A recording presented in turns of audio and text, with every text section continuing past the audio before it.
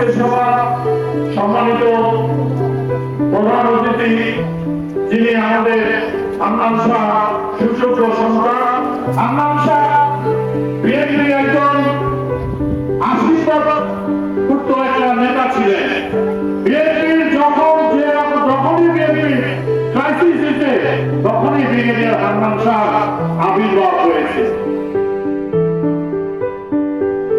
ওনার তড়িৎ কর্মকাণ্ডের জন্য, ওনার বিচক্ষণ কর্মকাণ্ডের জন্য সেই সরকার সেগুলো সফল করতে পারে। হান্নান শাহ 2009 সাল এবং 2016 সালে বিএনপির যে কাউন্সিল হয়েছে সেই কাউন্সিলের আজকের এই দিনে আমরা আমাদের এই মহান নেতাকে শ্রদ্ধার সাথে স্মরণ করি।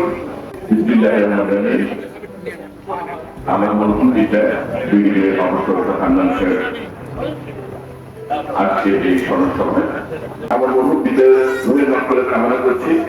রাজনীতি সংগঠিত আপনাদের এই এলাকা থেকে, কেননা উনি প্রথমে যোগদান করে ঢাকা মহানগর, তখন সেই ইউনিট ছিল ঢাকা মহানগর যুগ্ম আহ্বায়ক হিসাবে, এবং ওনার বিচরণ যেহেতু উনি এইখানে ছোটকাল থেকে পুরনো ঢাকায়, এবং এখানে ওনার অনেক বন্ধু বান্ধব ছিলেন।